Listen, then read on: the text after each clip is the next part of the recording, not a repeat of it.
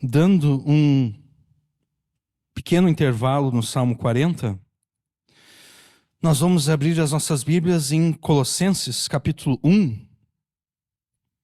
E para pegar o contexto, nós vamos ler a partir do versículo 24. Colossenses 1, 24. Regozijo-me agora no que padeço por vós, e na minha carne cumpro o resto das aflições de Cristo pelo seu corpo, que é a igreja, da qual eu estou feito ministro, segundo a dispensação de Deus que me foi concedida para convosco, para cumprir a palavra de Deus. O mistério que esteve oculto desde todos os séculos e em todas as gerações, e que agora foi manifesto aos seus santos, aos quais Deus quis fazer conhecer quais são as riquezas da sua glória, deste mistério entre os gentios, que é Cristo em vós, a esperança da glória. A quem anunciamos, admoestando a todo homem e ensinando a todo homem em toda sabedoria, para que apresentemos todo o homem perfeito em Cristo Jesus. E para isso também trabalho, combatendo segundo a sua eficácia que opera em mim poderosamente. Amém. Até aqui a leitura da palavra de Deus. A cultura ao nosso redor está cada vez mais demoníaca. A cultura ao nosso redor está cada vez mais endemoniada. E certamente quando você ouve isso, você pensa em vários exemplos do endemoniamento da cultura na qual nós vivemos. Mas o exemplo que eu vou dar dessa demonização da cultura, você vai achar um tanto quanto inusitado.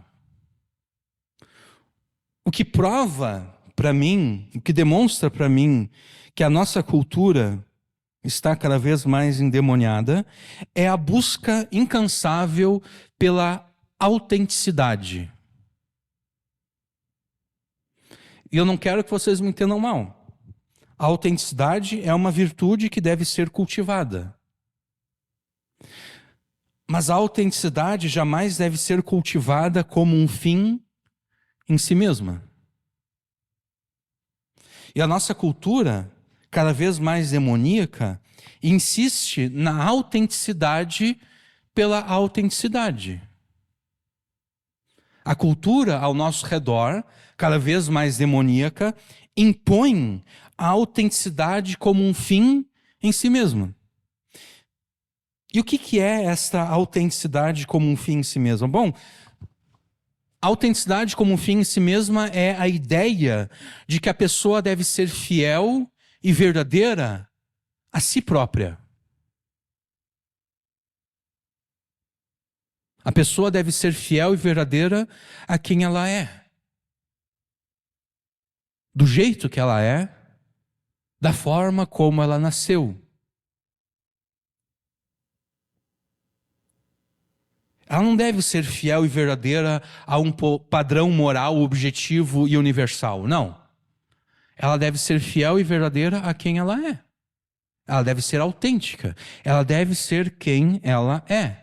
Quem ela nasceu, como ela nasceu, da forma como ela nasceu. Essa autenticidade demoníaca que rejeita um padrão de moral, objetivo, universal em favor do subjetivismo, né? Porque ela deve ser quem ela é. Ela não deve ser quem alguém diz que ela deve ser, não. Ela deve ser quem ela é, quem ela pensa ser. Então, é algo subjetivo, né? O subjetivismo, ele sempre acaba no relativismo, né? Porque se eu devo ser aquilo que eu sou, eu não posso reclamar se o outro se comporta da forma como ele acha que deve se comportar, né? Se eu adoto um padrão subjetivo de moral, eu não posso reclamar se o meu vizinho adota um padrão subjetivo de moral também.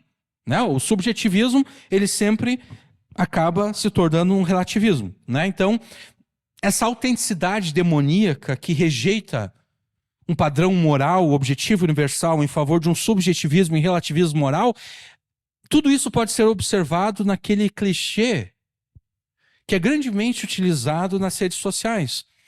E esse clichê afirma o seguinte: não tente ser perfeito. Não tente ser perfeito. Seja de verdade. Isso é o suficiente. Ou dizendo de uma forma, não se submeta ao que Jesus e a Escritura afirmam ser perfeito e ideal. Não. Não seja fiel e verdadeiro a Jesus e a Escritura. Não. Seja fiel e verdadeiro aos pecados que habitam o teu coração. Seja aquilo que você é. Tudo isso é romantizado na nossa cultura. Né? Ser aquilo que você é. Isso é romantizado especialmente com relação àquelas pessoas que usam metade do alfabeto para se identificarem. Né? A pessoa deve ser quem ela é.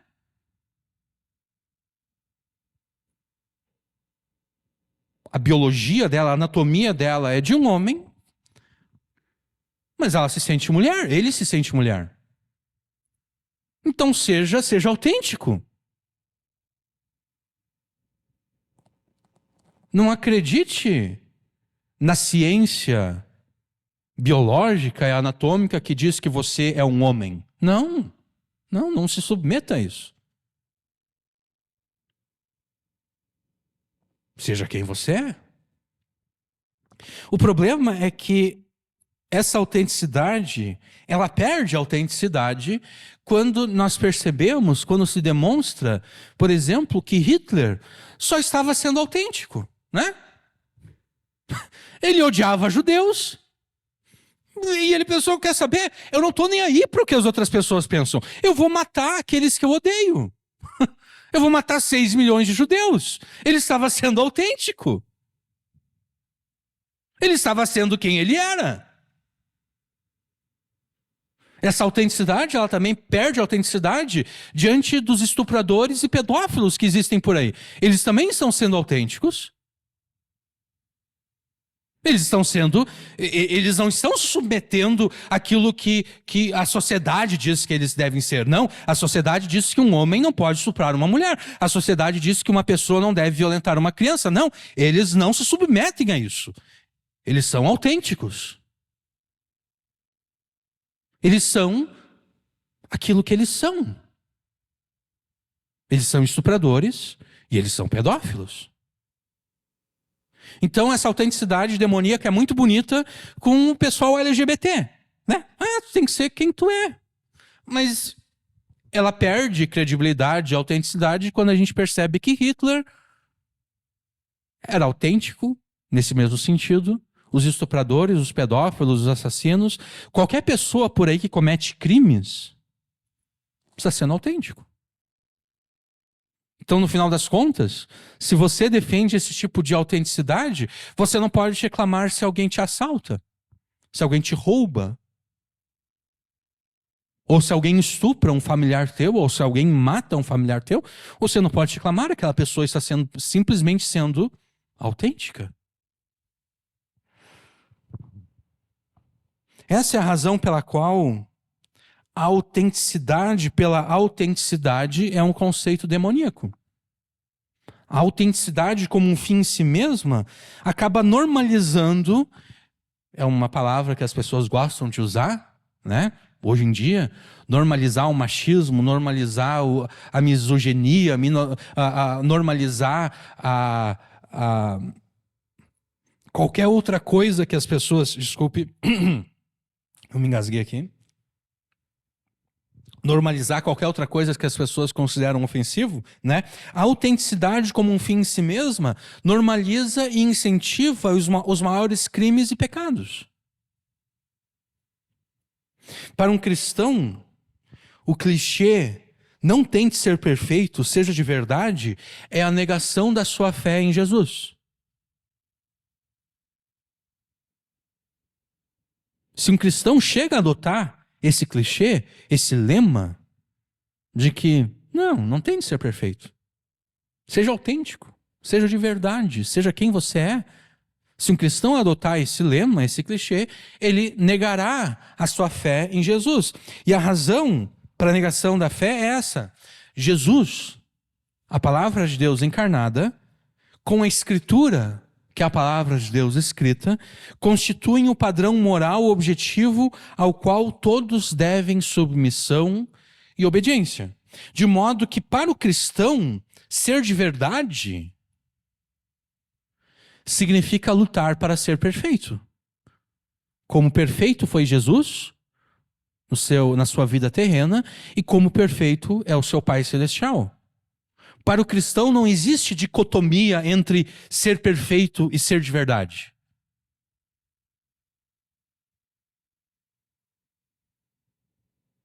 Essa dicotomia só existe para aqueles que rejeitam a Jesus. Para aqueles que rejeitam a perfeição de Deus encarnada por Jesus. Para esse sim, existe dicotomia entre ser perfeito e ser de verdade segundo aquilo que a pessoa acha que ela deve ser. Mas para o cristão, não. Para o crente em Jesus, não. Para o crente em Jesus, ser perfeito é ser de verdade. E ser de verdade é ser perfeito. Né? O perfeccionismo, esse perfeccionismo próprio do reino de Deus, ele é tornado evidente por Paulo aqui em Colossenses 1:28. A quem anunciamos, admoestando a todo homem e ensinando a todo homem em toda sabedoria, para que apresentemos todo homem de que forma? Todo homem perfeito em Cristo Jesus.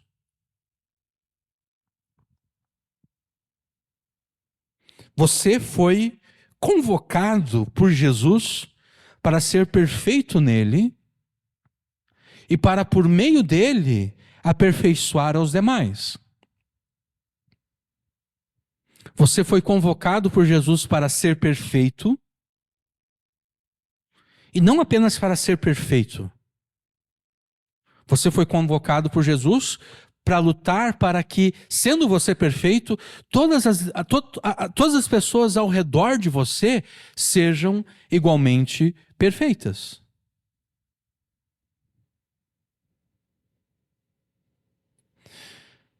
Você não deve e não pode se contentar até que você mesmo e as pessoas ao teu redor sejam perfeitas.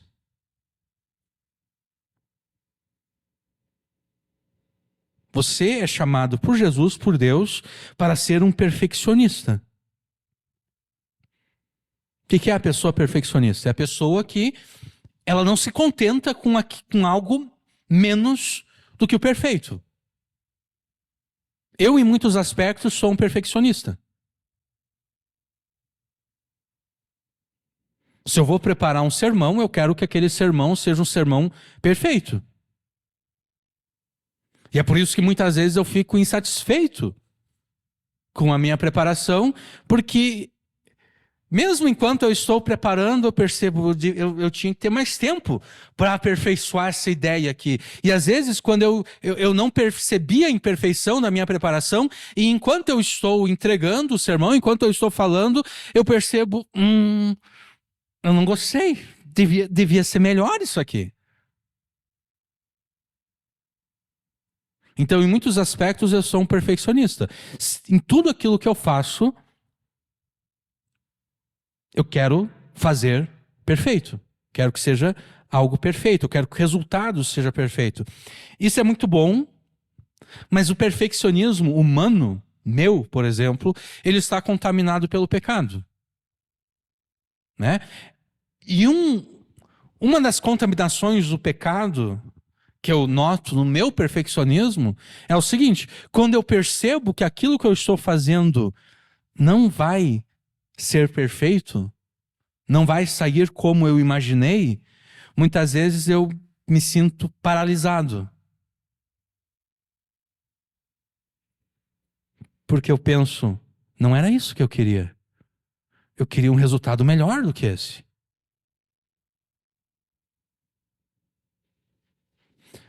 Deus, Jesus,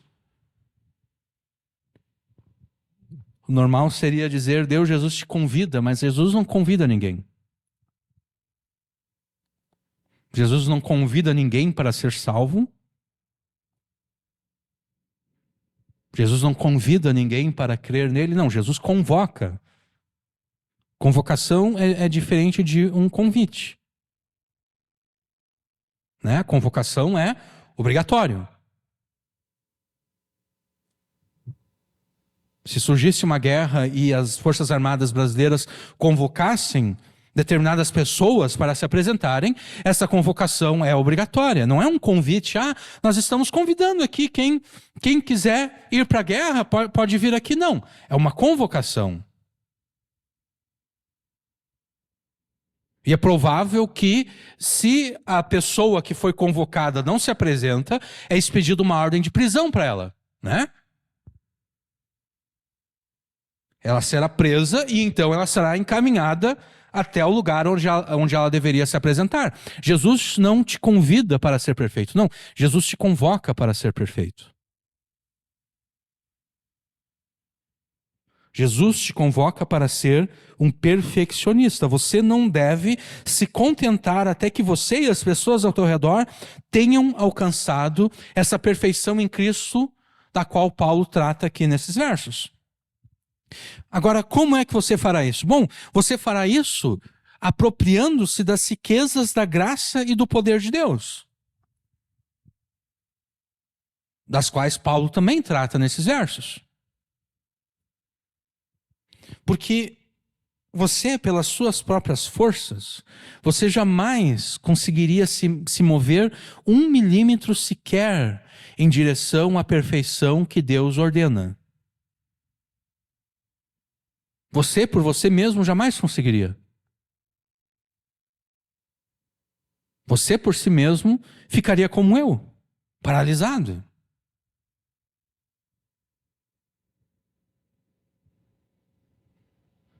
Mas Deus não te deixou desamparado. Deus não deixa os seus filhos desamparados. Para toda ordem e comando que Deus dá aos seus filhos, Deus também fornece os meios pelos quais a sua ordem e o seu comando devem ser obedecidos. Deus te deixou à tua disposição as riquezas da sua graça, as riquezas do seu poder, ordenando que você se aproprie dessas riquezas, para por meio delas lutar pela perfeição que Ele ordena a todos. Então, não adote o meu perfeccionismo, né? Porque o meu perfeccionismo, contaminado pelo pecado, é um perfeccionismo que fica paralisado quando percebe que não está conseguindo chegar ao resultado planejado. Não se deixe paralisar pelas tuas falhas em alcançar a perfeição ordenada por Deus. Pelo contrário, ouça a voz do Espírito Santo e continue lutando em direção à perfeição. E a voz do Espírito Santo te ordena o seguinte: lute para ser perfeito em Cristo e para, por meio dele, aperfeiçoar a todos, apropriando-se para este fim das riquezas da graça e do poder de Deus. E é nessa pregação você aprenderá exatamente a fazer isso, tá? Nós começamos lendo Colossenses 1 aqui no versículo 24, né? Mas nós apenas lemos o versículo 24 para termos um contexto maior das palavras de Paulo, né?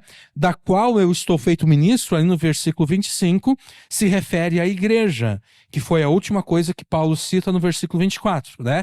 Regozijo-me agora no que padeço por vós e na minha carne, cumpro o resto das aflições de Cristo pelo seu corpo, que é a igreja. Desta igreja, eu, Paulo afirma, estou feito ministro, segundo a dispensação de Deus que me foi concedida para convosco, para cumprir a palavra de Deus. Nós não vamos pregar com base no verso 24 e tampouco nós vamos pregar com base no verso 25. Porque isso nós fizemos algumas semanas atrás, lá em agosto, ou não, acho que um pouco antes disso. Algumas semanas atrás nós pregamos em Colossenses 1:25. E naquela pregação, intitulada Não despreze nem subestime a palavra de Deus, nós observamos que o ponto central de Colossenses 1:25 é exatamente esse. Você jamais deve subestimar o que a palavra de Deus tem a te ensinar e nem desprezar o cumprimento da palavra de Deus em você. Você não deve subestimar e nem desprezar a palavra de Deus. E é isso que muitas vezes, é isso que na maioria das vezes, a maioria dos crentes faz. Eles desprezam e subestimam a palavra de Deus. Eles subestimam o que a palavra de Deus tem a lhes ensinar e eles desprezam o cumprimento da palavra de Deus nas suas vidas.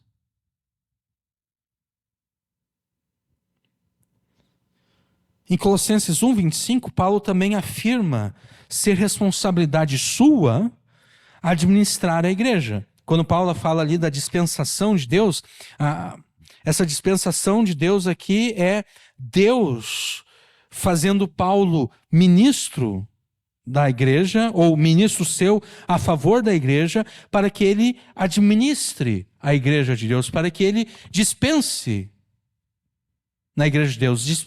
O dispenseiro da ideia de dispensa, né? Dispensa é o lugar onde nós guardamos várias coisas.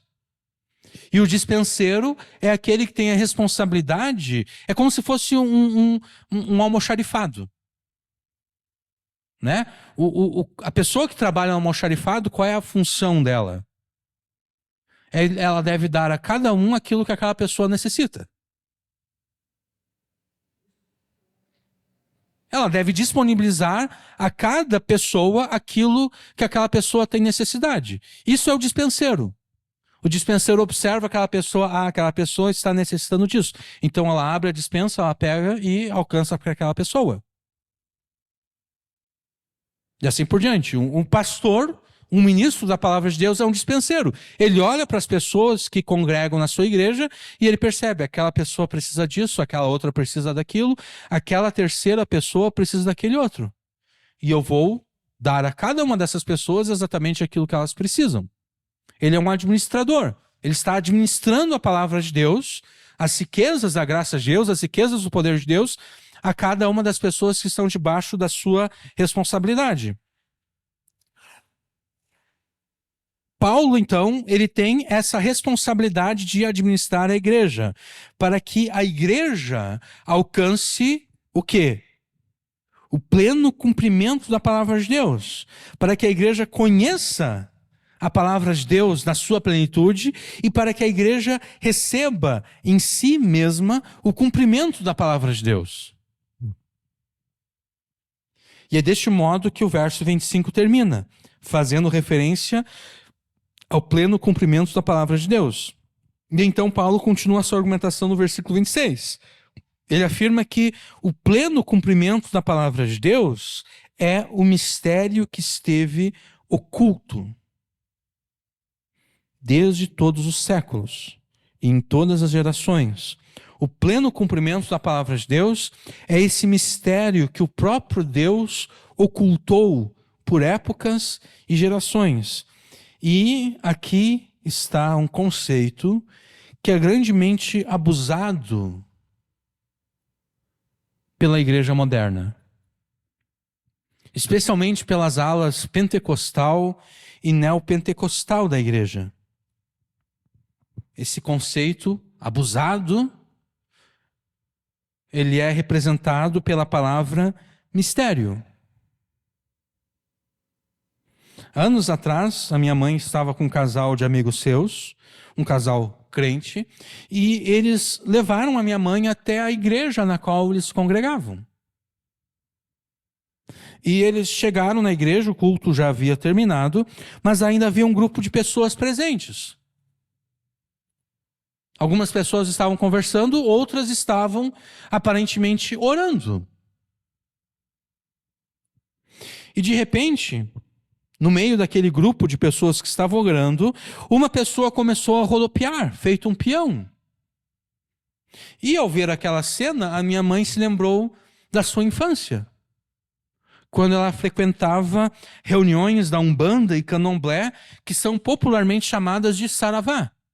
Ela frequentava o Saravá e ela se lembrou que quando ela frequentava o Saravá, ela via pessoas rodopiando, exatamente como aquela pessoa estava rodopiando na igreja. E a minha mãe, então, tendo esse pano de fundo, né, tendo participado dessas reuniões de Saravá, ela perguntou para o seu casal de amigos, ela perguntou, aquela pessoa está endemoniada? E eles responderam, não. Não, aquela pessoa não está endemoniada. O que está acontecendo ali é um mistério de Deus.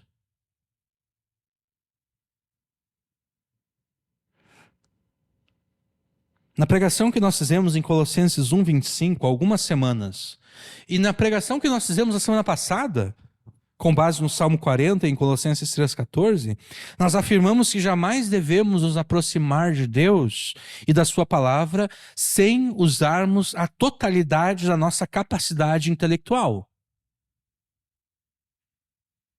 Nós não devemos ousar nos aproximar de Deus e da sua palavra sem usar a totalidade da nossa capacidade intelectual. E por que nós não devemos ousar fazer isso? Bom, nós não devemos ousar isso porque é isso que ordena o maior de todos os mandamentos. O maior de todos os mandamentos ordena que nós devemos amar a Deus com o quê? Com toda a nossa mente. Com todo o nosso intelecto. Com toda a nossa capacidade de raciocínio. Ou seja, toda a nossa inteligência deve ser usada quando nos aproximamos de Deus e da sua palavra. Então, raciocine. Raciocine não com emoções, porque as emoções, quem raciocina com base em emoções não está raciocinando de forma alguma. Né? As emoções não nos foram dadas para que nós raciocinemos tendo elas como fundamento. Não, raciocine não com emoções e nem com as tuas superstições. Raciocine biblicamente. Rodopiar feito um peão é uma das manifestações do Espírito Santo?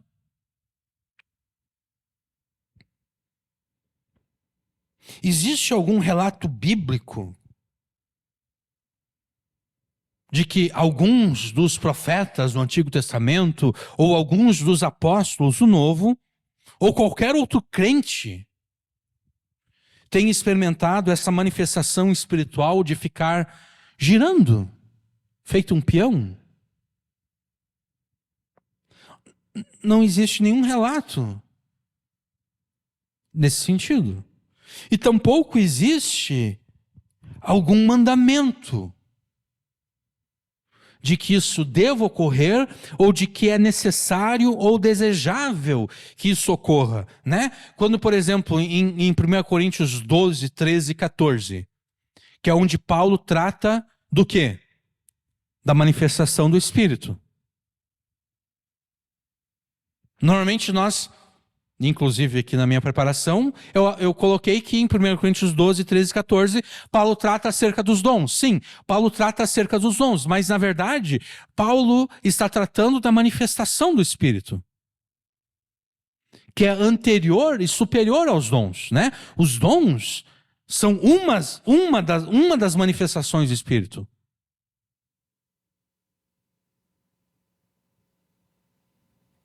Em 1 Coríntios 13, qual é a manifestação do Espírito em 1 Coríntios 13? É o amor. Não esse amor na nossa cultura, cor-de-rosa, efeminado, quase homossexual, não. O amor como cumprimento à palavra de Deus. É uma manifestação do Espírito, 1 Coríntios 13.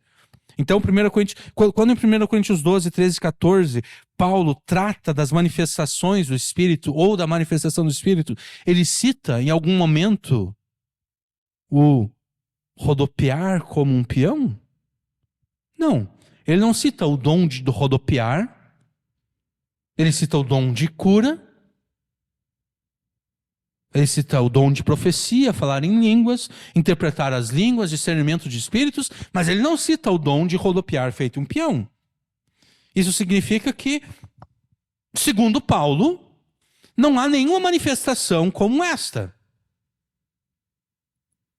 Logo, se nós não encontramos exemplos de que algum dia uma manifestação tal como esta aconteceu na Igreja Apostólica, e sendo que tampouco encontramos uma prescrição apostólica de que é desejável e necessário que essa manifestação ocorra na Igreja, entre os crentes, que conclusão é que nós devemos chegar? Que das duas, uma. Ou aquela pessoa que está rodopiando tem uma grande capacidade física de rodopiar daquela forma, né? Porque eu não conseguiria. Eu não conseguiria. Eu não tenho essa capacidade física, inclusive de equilíbrio, né? Porque imagina só, a pessoa está rodando ali, o labirinto, né? Um labirinto que fica no nosso ouvido, o líquido que está ali, ele vai começar a mexer, a pessoa perde o senso de onde ela está, ela vai perder o equilíbrio e vai cair, né? Então, ou essa pessoa tem uma grande capacidade física de fazer isso, ou o espírito que a move a fazer isso não é o Espírito Santo. E talvez alguns que aqui estão, ou alguns que ouvirão depois dessa pregação, elas vão pensar, mas não pode ser. Eu conheço tal pessoa que é muito, muito, muito de Deus, essa pessoa. E ela experimenta isso. Ou até mesmo eu já experimentei isso. Bom, você não está raciocinando biblicamente, né? Você está raciocinando com as emoções, com aquilo que você assume que algo é verdade e você não suporta que aquilo que você assumiu que é verdade não seja de fato verdade, e você assume de tal forma que você acaba rejeitando a palavra de Deus em prol daquilo que você quer e deseja que seja verdade. Isso não é bom. Porque hoje você está fazendo isso com relação a esse dom. Amanhã você vai estar fazendo isso com relação ao teu filho, ou à tua filha, ou ao teu neto, ou ao teu sobrinho, que de repente diz, quer saber, eu sou gay, eu sou homossexual. Né? Porque qual é a diferença entre rejeitar o que a palavra de Deus diz acerca do Espírito Santo, né? A pessoa não encontra nenhuma evidência de que aquela manifestação vem do Espírito Santo, mas ainda assim ela quer continuar afirmando, não, é o Espírito Santo. Qual é a diferença entre fazer isso e chegar para uma pessoa que é homossexual e dizer, não tem nada de errado contigo. Você não está cometendo nenhum pecado. Não há nenhuma diferença entre uma e outra coisa. A pessoa que rejeita a verdade da palavra de Deus com relação às manifestações do Espírito, ela vai rejeitar a verdade de Deus também com relação a um parente seu, a uma pessoa que ela ama muito e que colocou na cabeça que é homossexual. Então, isso não é algo bom, não é desejável. Jesus não gosta quando aqueles que afirmam que creem nele se comportem dessa forma, porque essa pessoa, Jesus já sabe. Jesus vai considerar essa pessoa como um daqueles lá no final do capítulo 2 do Evangelho de João, onde muitas pessoas viram os sinais que Jesus fazia e creram em Jesus, mas o próprio Jesus não se confiava a essas pessoas. Porque Jesus sabia, a fé que essas pessoas têm em mim não é uma fé firme. Não é uma fé fundamentada na verdade. Elas simplesmente se agradaram daquilo que elas viram. Da mesma forma que em João 6. Né? Em João 6, as pessoas viram Jesus multiplicando os pães e elas pensaram, a gente deve se agarrar a esse cara para sempre. Esse cara é a solução para todos os nossos problemas. Ele sempre vai prover aquilo que é necessário para nós. E essas pessoas ficaram tão impactadas com o milagre da multiplicação que elas queriam fazer Jesus rei. Mas o que Jesus fez? Jesus se escondeu delas, né? Porque Jesus sabia que a fé que elas estavam manifestando nele não era uma fé digna dele. Então, se você ficou triste, chateado com o que eu acabei de falar, de que a pessoa que está rodopiando provavelmente está sendo animada, vamos dizer assim, por um espírito maligno, cuidado com essa tristeza, porque essa tristeza vai fazer você depois negar a Jesus.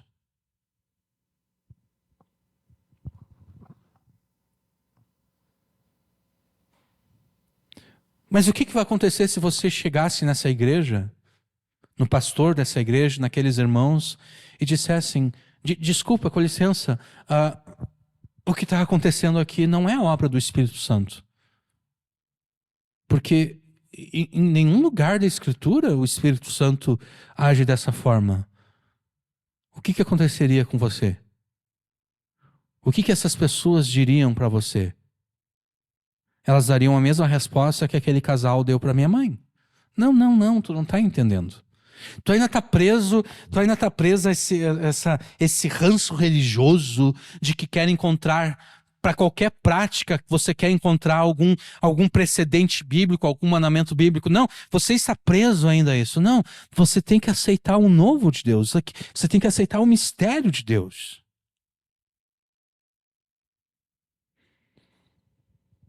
Para justificar e explicar essas manifestações que não encontram nenhum embasamento, nem suporte bíblico, essas pessoas abrem mão desse conceito que Paulo introduz aqui em Colossenses 1:26, o conceito de mistério. É um mistério de Deus, é mistério.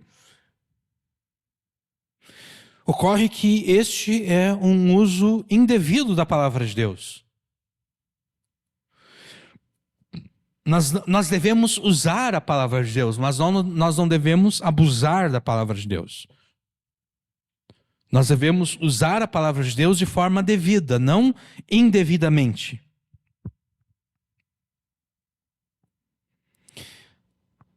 Nós não devemos fazer exegese. Nós devemos fazer exegese.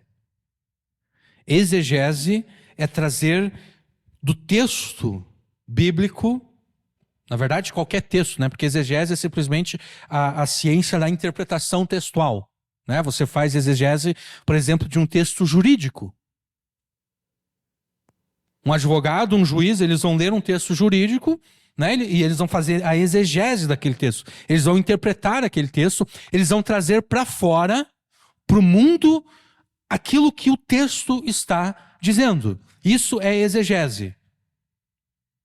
Trazer do texto para fora. Exegese, acrescentando aquele i ali, é levar de fora para dentro.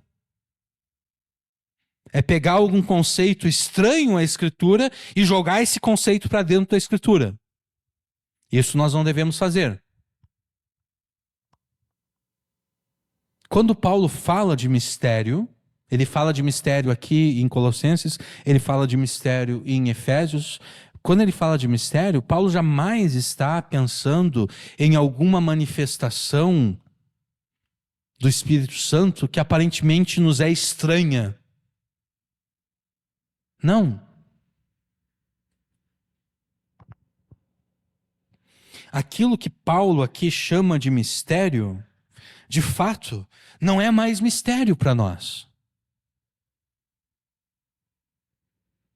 O que Paulo chama aqui de mistério não é mais mistério para aqueles que fazem parte da nova aliança. Aquilo que Paulo chama aqui de mistério se refere àquela parte do plano e do propósito de Deus que não havia sido revelado por Deus em detalhes antes da inauguração da nova aliança. Isso é o mistério de Deus.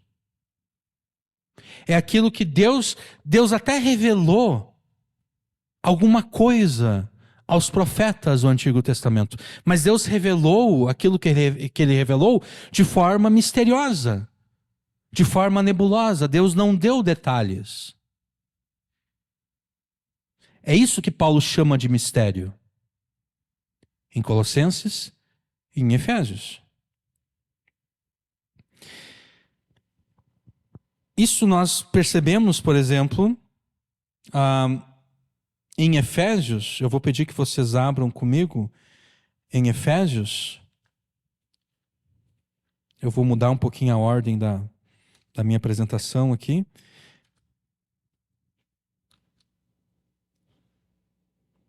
Eu voltei demais aqui. Efésios 3. Efésios 3, nós vamos ler a partir do versículo 1, tá?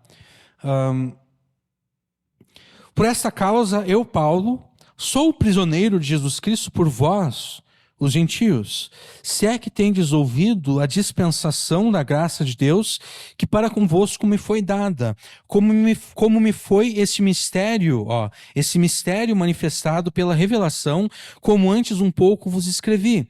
Por isso, quando ledes, podeis perceber a minha compreensão do mistério de Cristo, o qual noutros séculos não foi manifestado aos filhos dos homens, como agora tem sido revelado pelo Espírito aos seus santos apóstolos e profetas. O que é esse mistério? A saber, que os gentios são co-herdeiros de um mesmo corpo e participantes da promessa em Cristo por Evangelho. Evangelho do qual fui feito ministro pelo dom da graça de Deus, que me foi dado segundo a operação do seu poder. A mim, o mínimo de todos os santos, me foi dada essa graça de anunciar entre os gentios, por meio do Evangelho, as riquezas incompreensíveis de Cristo e demonstrar a todos qual seja a comunhão. Aqui não é comunhão, tá? Aqui seria a dispensação do mistério que desde os séculos esteve oculto em Deus, que tudo criou por meio de Jesus Cristo. Até aqui. Então, aqui em Colossenses nós temos Paulo falando acerca desse mistério. O mistério de Deus, em Colossenses e em Efésios, diz respeito à salvação dos gentios. Deus havia predito a Moisés, a Davi, aos profetas, que os gentios seriam salvos. Mas Deus não revelou como é que ocorreria essa salvação.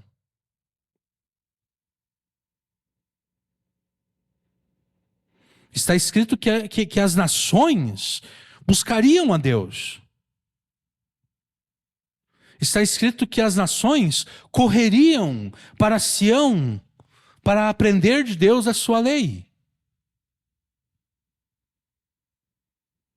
Está escrito que em todos os lugares, isso é Zacarias, se eu não me engano, ou Malaquias, agora não tenho certeza, mas está escrito que em todos os lugares se ofereceria oferta e sacrifício a Deus, em todas as nações, não apenas em Israel, não, em todos os lugares seriam oferecidos sacrifícios a Deus.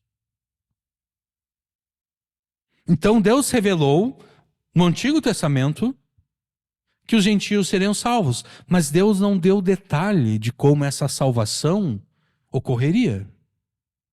Esse é o mistério. O mistério é o detalhe, ou os detalhes.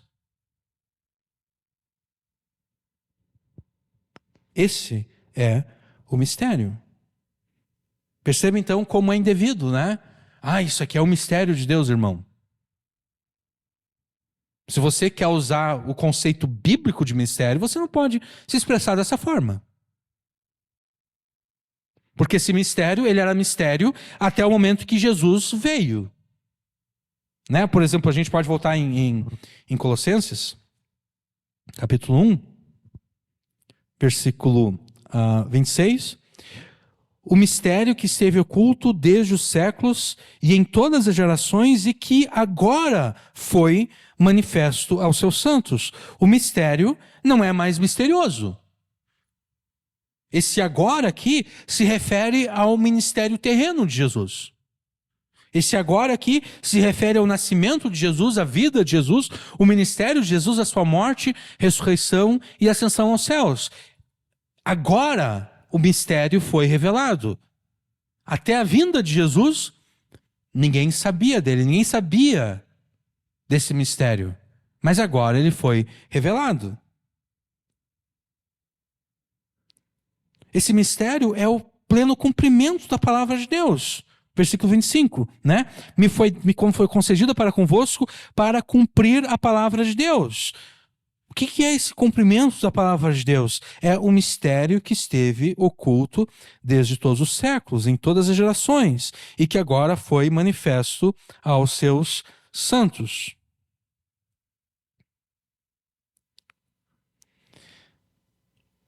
Esse mistério, conforme nós lemos antes em Efésios, ele não foi... Deus manteve ele em segredo de todos.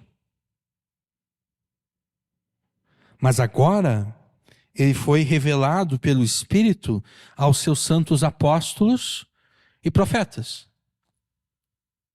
O texto que nós lemos antes lá em Efésios. E quando Paulo fala aqui de santos apóstolos e profetas, os profetas não são os profetas do Antigo Testamento. Porque se fossem, ele teria dito profetas e apóstolos, né? Porque os profetas do Antigo Testamento são anteriores aos apóstolos. Não, Paulo está pensando nos profetas do Novo Testamento.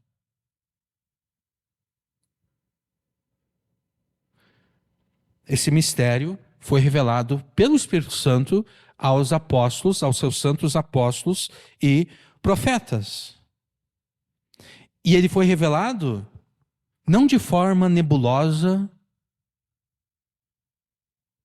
não de forma em que aquilo que está sendo dito não é compreendido, não. Ele foi revelado de forma que seja compreendido.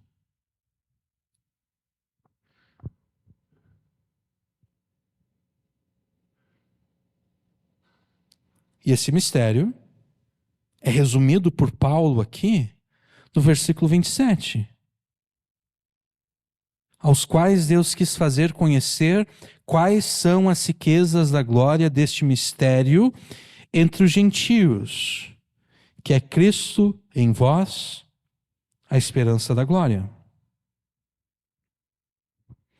O mistério, antes escondido e agora revelado, é a redenção não apenas de Israel, mas de todas as nações gentílicas. Cristo em vós. Nós temos uma mente muito... A nossa cultura, ela é muito individualista. Então, quando nós vemos gentios aqui, nós imaginamos apenas indivíduos que sejam gentios, que não sejam judeus. Mas o mundo da época de Paulo, especialmente a cultura judaica, não era individualista como a nossa. Por exemplo, nós lemos Romanos 3, todos pecaram e carecem da glória de Deus. Nós interpretamos esse todos como todos os indivíduos. Mas quando Paulo está escrevendo, ele não está pensando em todos os indivíduos. Ele está pensando em todos, judeus e gentios. Ou, para seguir a ordem de Romanos, gentios e judeus. Porque no capítulo 1 de Romanos, Paulo demonstra que os gentios são pecadores. E daí em Romanos 2, Paulo demonstra que os judeus são pecadores também. E daí então no capítulo 3, ele conclui aquilo que ele provou no capítulo 1 e versículo 2. Todos pecaram. Todos quem? Os gentios e os judeus. Obviamente que é verdade, sim, que todos os indivíduos pecaram. Mas Paulo não está pensando em indivíduos. Paulo está pensando em categorias de gentio e grego. É por isso que lá em Romanos ele vai ter um momento lá que ele vai dizer primeiro do judeu e depois do grego. Primeiro do judeu e depois do grego. Então, quando Paulo aqui escreve a glória deste mistério entre os gentios, Paulo não está pensando em indivíduos que sejam gentios, não. Ele está pensando em nações. Mais precisamente, ele está pensando em etnias, porque essa é a palavra no original grego aqui, etne, etnias, povos.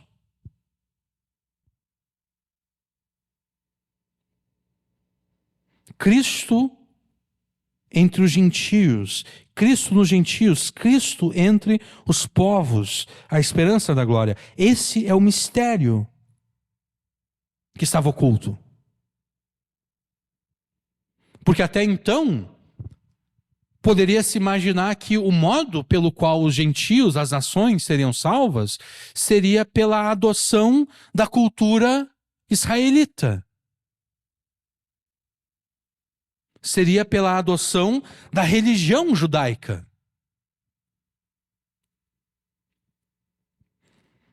Mas em Jesus Deus revela o seu plano misterioso. Não, os gentios não serão salvos se tornando judeus.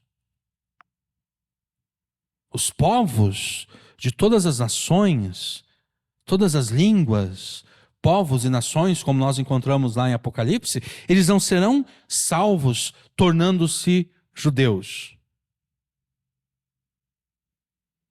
O processo pelo qual eles são salvos não é a conversão ao judaísmo.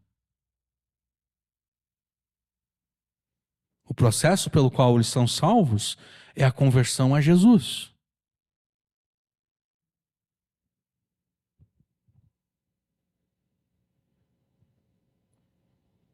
De novo, não é que esse mistério fosse completamente desconhecido das gerações passadas. Não, Deus falou, as nações serão salvas. O que Deus manteve para si é como, de que modo elas seriam salvas.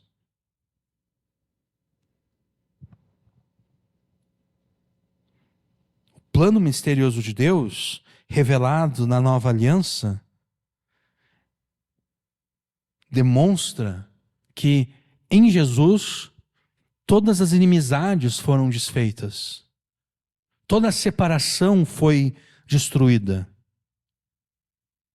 E a gente poderia ler alguns versículos lá em Efésios 2, mas pelo horário aqui, eu não quero, vocês em casa podem ler Efésios 2, versículos 11 até o 22, em que Paulo fala ali. Né? Paulo diz, os gentios, eles não eram cidadãos, eles não faziam parte, eles não tinham parte na aliança de Deus. Eles estavam longe, eles estavam sem Deus este mundo, mas agora em Cristo, aqueles que estavam longe foram trazidos para perto. Aqueles que antes estavam separados, agora foram trazidos para perto, para junto.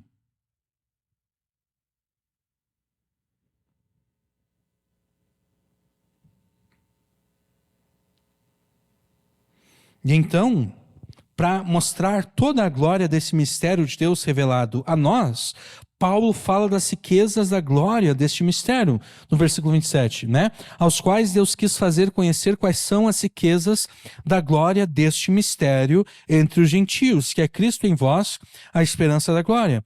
E Paulo aqui, ele está... no grego, ele amontou expressão sobre expressão para demonstrar o quão grande é a bênção que, em Cristo, Deus concedeu às nações gentílicas, as riquezas da glória deste mistério. O mistério que Deus manteve para si, desde a criação até a inauguração da nova aliança, é um mistério glorioso, cheio de glória.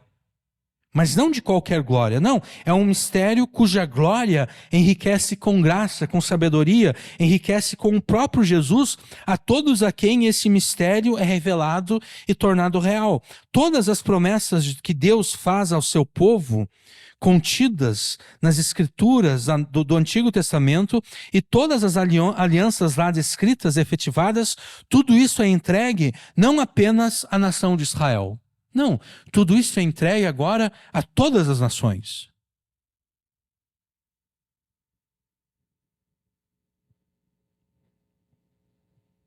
Todas as promessas que Deus faz no Antigo Testamento agora pertencem a todas as nações. Antes pertencia apenas a Israel.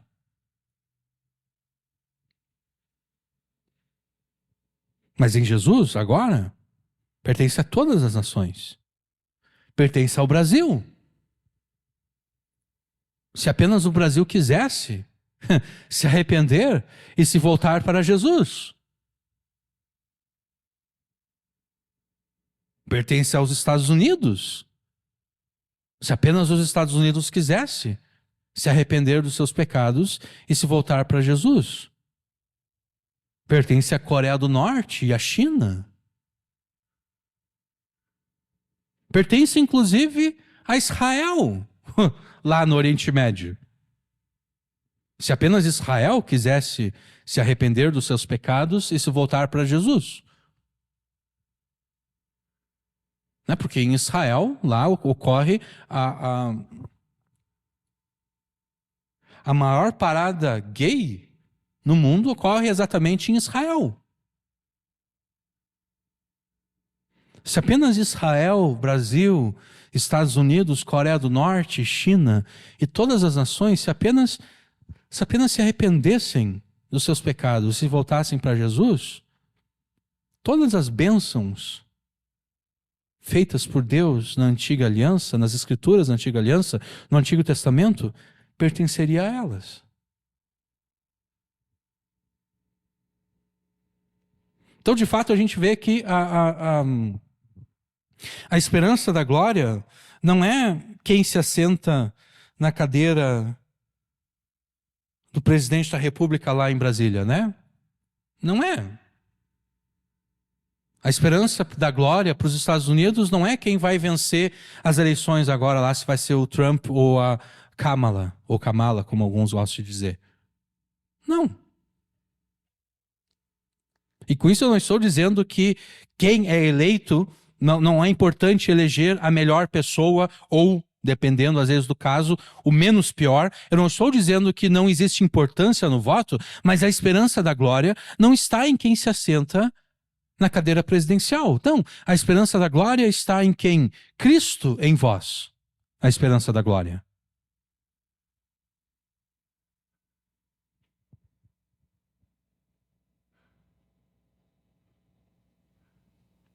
O mistério é que em Cristo as nações gentílicas foram feitas participantes e herdeiras de todas as promessas feitas por Deus ao seu povo. E isso impede igualdade com Israel, sem distinção ou discriminação alguma. Pois como Paulo afirma em Colossenses 3:11, nessa nova humanidade que Deus está formando em Cristo, não há grego, nem judeu, circuncisão, nem incircuncisão, bárbaro, cita, servo, livre. Não importa se a pessoa tem ascendência judaica, hebraica, israelita, ou se ela está o mais distante possível da herança genética de Israel. Não importa. Todos participam em pé de igualdade, sem distinção e discriminação alguma. Isso ocorre exatamente porque a participação de Israel e das demais nações se dá pelos méritos de Jesus. Não foram elas que conquistaram essas bênçãos, não. Foi Jesus que conquistou essas bênçãos. E a única exigência para a participação dessas bênçãos, ou participação nessas bênçãos, é a fé em Jesus. Uma fé que frutifica em obediência a Ele. Essa participação, ela já é real agora e ela deve avançar até que efetivamente o reino do Filho amado de Deus esteja presente em todas as nações e permeio a todos os povos, expulsando dessa forma todo o resquício do domínio satânico das trevas. Né? O qual, Colossenses 1:13, nos tirou da potestade das trevas e nos transportou para o reino do Filho de seu amor. No Brasil, nós temos várias pessoas que já é real isso na vida delas, né? Nós somos apenas um pequeno extrato da população brasileira para quem isso já é real, né? Nós somos tirados da potestade das trevas e fomos transportados para o reino do Filho de seu amor. Mas Deus não está satisfeito com o número de brasileiros para quem isso é real aqui. Deus quer mais. Deus não quer apenas aqueles para quem o versículo 13 isso já é real. Não, Deus quer mais. Deus quer todo homem perfeito. Deus não quer apenas 5%, ou 10%, ou 50%. Não, Deus quer 100%. Todo homem perfeito.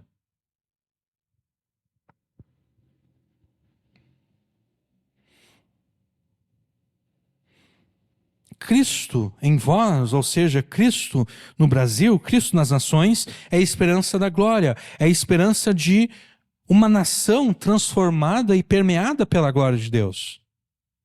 Não é porque feliz é a nação cujo Deus é o Senhor. Não feliz a nação cujo presidente é o fulano de tal. Não, feliz a nação cujo Deus é o Senhor. Agora, antes de nós avançarmos aqui, por que é que Deus manteve isso como mistério? Por que Deus manteve o seu plano como um mistério? Por que Ele só revelou o seu plano depois da vinda de Jesus? Certamente há mais de uma razão para isso. A razão que eu cito aqui, ela pode ser exemplificada pela seguinte ilustração. Quando você quer surpreender uma pessoa, você não conta a essa pessoa o que você vai fazer a favor dela, né? Não, você planeja tudo aquilo que você quer, por exemplo, fazer uma festa surpresa para a pessoa. Você não conta para ela, ó, nós estamos planejando uma festa surpresa para ti, não. Se você fizesse isso, você está estragando a surpresa, né? Você não diz, olha, eu vou comprar para ti esse presente, não. Você mantém em segredo. Por quê? Porque você quer surpreender aquela pessoa. Você quer que ela seja surpreendida por aquilo que você está preparando e fazendo a favor dela. Uma das razões, certamente há mais do que essa razão, mas uma das razões pelas quais Deus manteve o seu plano em segredo é exatamente esse, ou exatamente essa. Ele queria surpreender aqueles que recebessem essa salvação. Ele queria fazer uma surpresa para essas pessoas. Ele queria que essas pessoas fossem surpreendidas por aquilo que ele planejou e executou. E é por isso que nós afirmamos na pregação que fizemos com base em Colossenses 1:25, que você jamais deve subestimar o que a palavra de Deus tem a te ensinar e nem a desprezar o cumprimento dela em você. Porque o mistério que antes oculto e agora revelado é exatamente isso. É o cumprimento da palavra de Deus na tua vida. E aqui eu estou individualizando, né? Porque antes eu falei que Paulo aqui está pensando em nações, mas vamos individualizar. O mistério antes oculto e agora revelado é o cumprimento da palavra de Deus em você. Cumprimento este pelo qual Deus quer te surpreender. Da mesma forma que você quer surpreender alguém a quem você ama.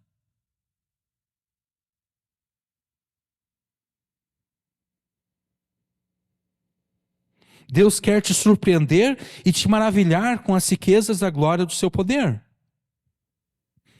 Então, o pleno cumprimento da palavra de Deus em você é tão especial para Deus que ele manteve em segredo este cumprimento por eras e gerações.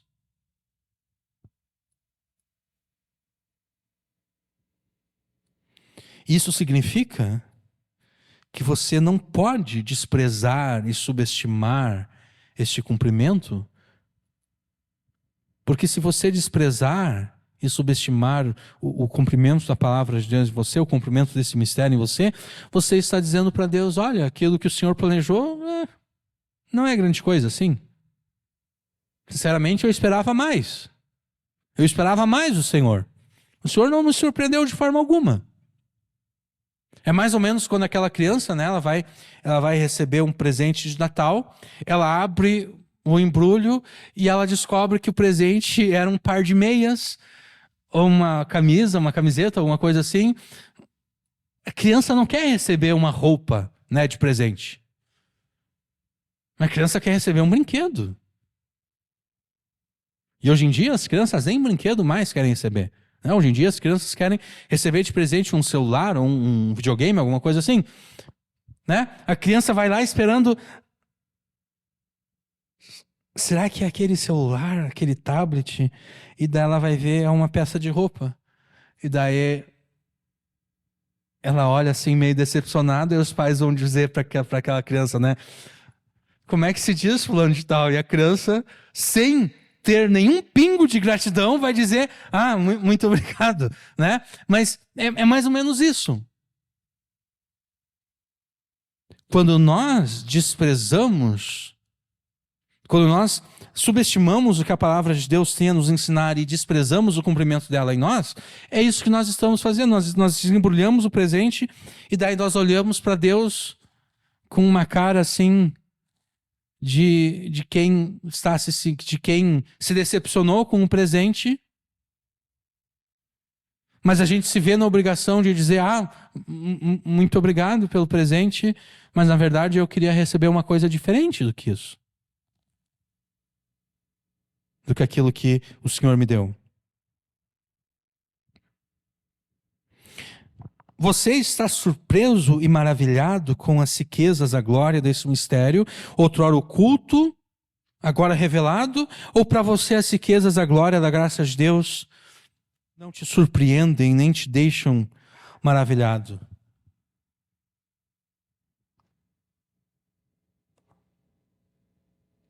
Cristo em vós, a esperança da glória, obviamente, se refere às nações gentílicas, mas vamos esquecer disso por um momento. Vamos individualizar, vamos personalizar isso aqui. Considere que Cristo em você, a esperança da glória, é a esperança de que a tua vida será transformada pela glória de Deus. É a esperança de que a tua família será transformada pela glória de Deus.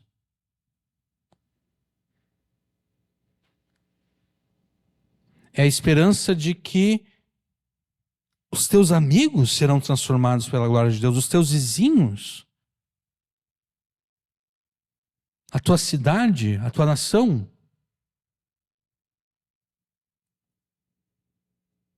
Você estando em Jesus e Jesus estando em você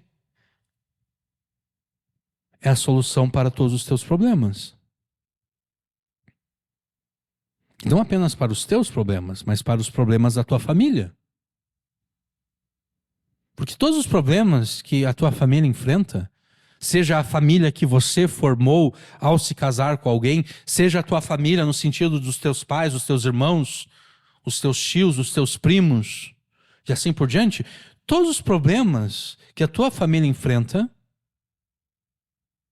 esses problemas só existem porque os teus familiares, e de repente até mesmo você, desobedece a Deus. Essa é a única razão. A origem de todos os problemas da tua família é essa. O pecado.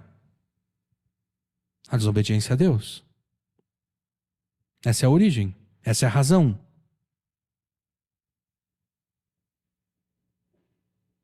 No final das contas, todos os problemas enfrentados por todos os cidadãos brasileiros, especialmente, né, nós brasileiros gostamos de reclamar do governo, né? Todos os problemas causados pelos governos brasileiros e estaduais e municipais, assim por diante, têm como origem o pecado. Tem como razão o pecado. O que significa que a solução para todos os problemas do Brasil está em Jesus. Porque Jesus é aquele que resolve o problema do pecado. O problema é que nem os governantes brasileiros e nem você quer obedecer a Deus. Esse é o problema. O problema é que os teus familiares não querem obedecer a Deus, ou de repente o problema é que você não está disposto a pregar aos teus familiares.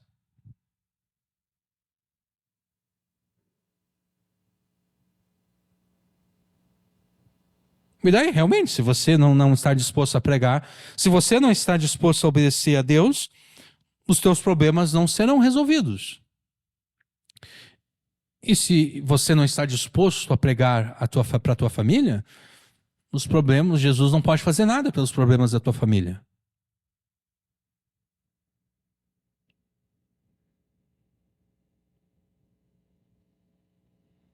É necessário que você se aproprie das riquezas gloriosas da graça de Deus. Porque ao apropriar-se das riquezas gloriosas da graça de Deus, que você terá essa experiência de estar em Cristo e Cristo estar em você. E como é que você se apropria das riquezas gloriosas da graça de Deus? Bom, vamos começar pela conclusão que nós chegamos naquela pregação que fizemos em Colossenses 1:25. Jamais subestime o que a palavra de Deus tem a te ensinar e nem despreze o cumprimento dela em você.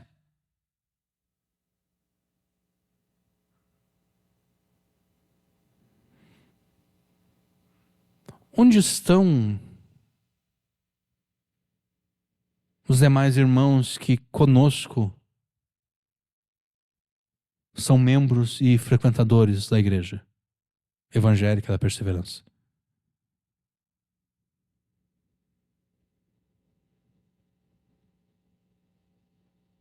Alguns deles talvez estejam faltando por um motivo justo. Estão doentes, enfermos, ou estão cuidando de alguém que está doente e enfermo. Mas outros, de repente, não estão faltando por um motivo justo.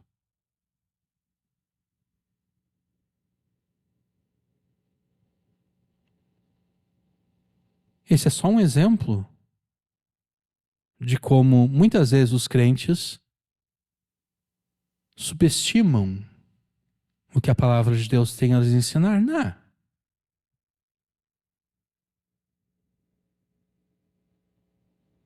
Aquilo que seria dito na pregação de hoje não vai fazer falta a mim. Talvez um dia vai fazer.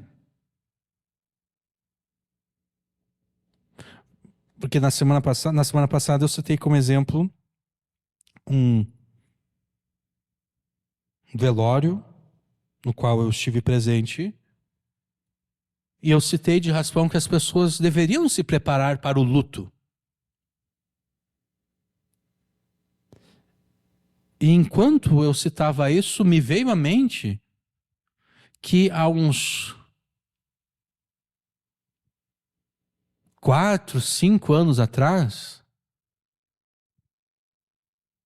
por várias vezes eu citei exatamente 1 Coríntios 7,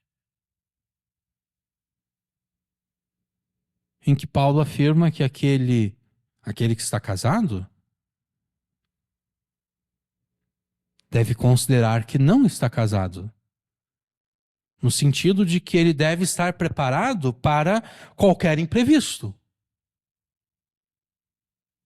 Ele deve estar preparado, nós sabemos que isso acontece, né? O casal está ali, casado, aparentemente feliz, de repente um coloca na cabeça, quer saber, eu não quero mais ficar contigo.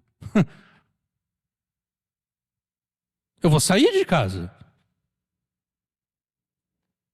Não quero mais permanecer casada contigo. Ou a morte.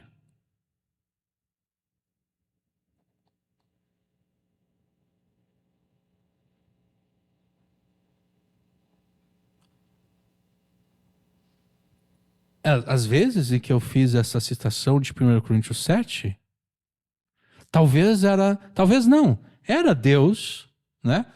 Era Deus já preparando alguns aqui do nosso meio, dizendo, olha, tu está casado e está tudo muito bem agora, mas tu tem que te preparar, porque talvez daqui a pouco não vai estar nada bem.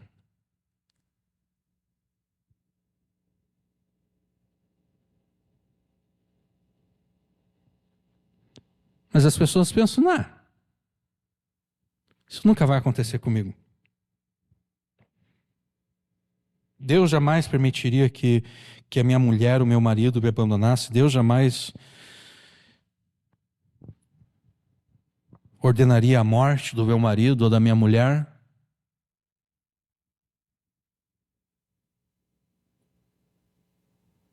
E daí nós nos lembramos de Jesus naquela parábola, né? Louco.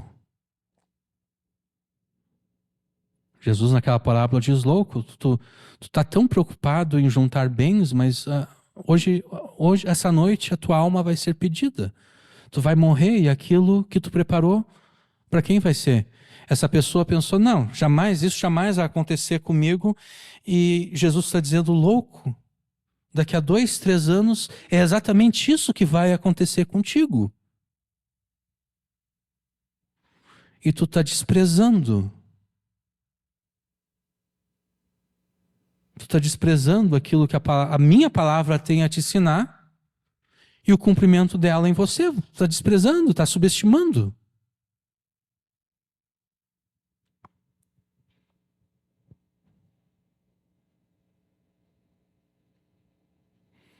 Apropriar-se, uma das formas, certamente há outras, né? Mas uma das formas pelas quais você vai se apropriar das riquezas gloriosas da graça de Deus é apropriando-se da palavra de Deus.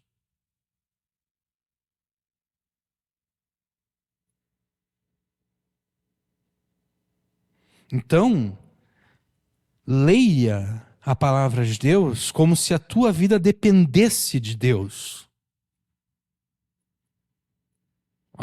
Olha como eu construí essa frase. Leia a palavra de Deus como se a tua vida dependesse de Deus.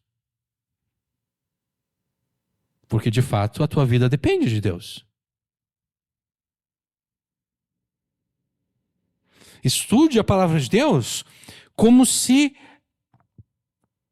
a tua família dependesse de Deus. Porque, de fato, a tua família depende de Deus. Estude a palavra de Deus como se a vida dos teus amigos, dos teus vizinhos, dependesse da palavra de Deus, porque de fato, essa é a verdade. A vida deles depende da palavra de Deus. Coloque-se debaixo da pregação da palavra de Deus como se a tua vida e a tua família dependessem de Deus. Porque essa é a verdade.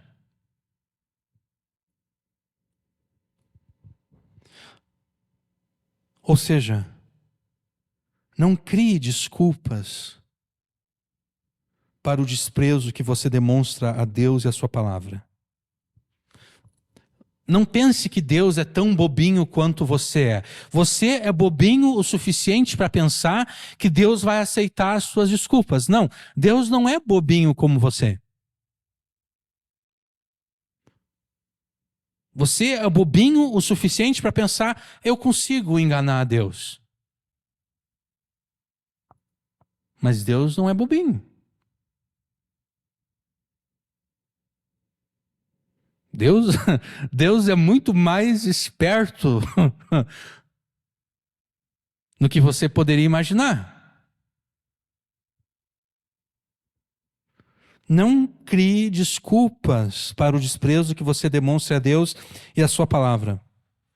Porque Deus Deus não é bobinho para acreditar nas tuas desculpas furadas. Deus não é bobinho, Deus não vai acreditar.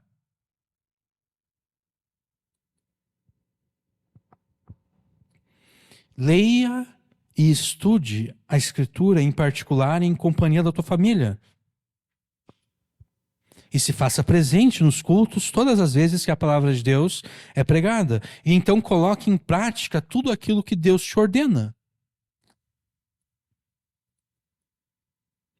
E não apenas coloque em prática tudo aquilo que Deus te ordena. Ordene que a tua família, os teus amigos e vizinhos façam o mesmo. Porque, de novo, Jesus não está convidando ninguém. Né? Manso e suave, Jesus convidando, é um hino antigo e bonito, mas é mentiroso nessa parte. Não, manso e suave, Jesus não está convidando. Jesus está ordenando.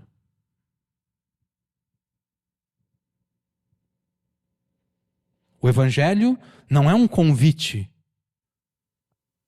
O evangelho é um mandamento a ser obedecido. Deus ordena, não é Deus convida a todos os homens em todos os lugares que se arrependam. Não, Deus ordena a todos os homens em todos os lugares que se arrependam. Então, leia, estude a Escritura em particular e em companhia da tua família, se faça presente nos cultos todas as vezes que a palavra de Deus é pregada, e então coloque em prática tudo aquilo que Deus te ordena e conclame a tua família, os seus amigos e vizinhos a fazerem o mesmo. E se você falhar, seja por algum pecado, seja por não obedecer a Deus em toda a extensão que deveria, confesse a Deus essa falha. Né? Porque há duas possibilidades de falha. Né? A falha do pecado, em que você desobedece realmente aquilo que está ordenado, mas existe aquela falha em que você obedeceu, mas a tua obediência faltou alguma coisa nela.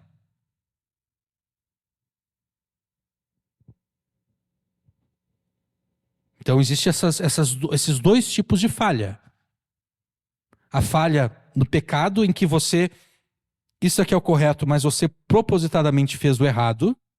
E existe a falha em que você sabe o que é correto e você está fazendo aquilo que é correto, mas em alguma coisa ali você se atrapalhou e você fez o correto, mas poderia ter sido melhor. Mais ou menos como aquilo que nós falamos algumas semanas atrás, né? Quando nós tratamos do amor. O amor como uma dívida. O amor como uma dívida que nunca é paga. Por quê? Porque ainda que eu ame, eu nunca amo como de fato deveria ter amado. Né? Isso é fácil de pensar, especialmente no casamento, né?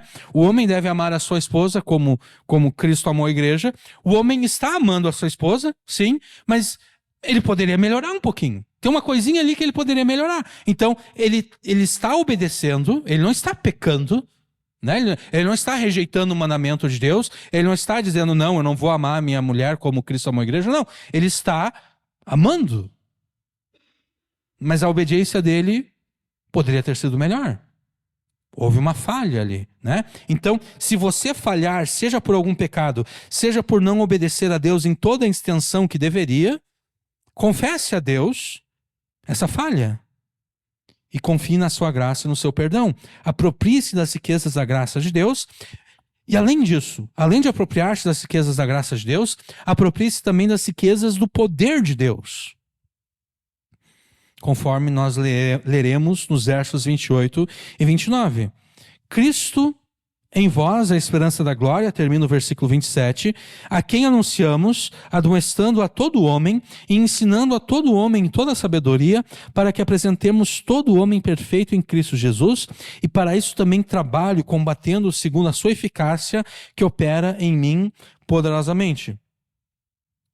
Os ministros que Deus concedeu à igreja devem pregar a Cristo. Eles devem pregar Jesus. Eles devem pregar a palavra de Deus. Em outro lugar, Paulo afirma de pessoas que pregam a si mesmas. Elas não pregam a palavra de Deus. Elas pregam a si mesmas. Elas pregam os seus próprios sonhos. Elas pregam as suas próprias interpretações. Elas pregam as suas próprias experiências. Elas pregam a si mesmas. Não que o pastor não possa citar como exemplo, como ilustração, algo da sua própria vida, é claro que ele pode, mas a essência da pregação dele não deve ser ele mesmo. Ele não deve pregar a ele deve pregar a Jesus, né? Cristo em vós, esperança da glória, a quem anunciamos. Quem é esse quem? Jesus. A quem nós anunciamos. Nós anunciamos a Jesus, admoestando a todo homem e ensinando a todo homem em toda a sabedoria, para que apresentemos todo homem perfeito em Cristo Jesus. Perceba aqui como Paulo repete 3 vezes, né? Todo homem, todo homem, todo homem. Nós anunciamos Jesus, admoestando a todo homem, ensinando a todo homem, para que apresentemos todo homem perfeito. Cristo deve ser anunciado de modo que cada pessoa e cada indivíduo sejam admoestados e ensinados em conformidade com a sabedoria de Deus, de acordo com a sabedoria de Deus. Especialmente os ministros, mas não apenas os ministros.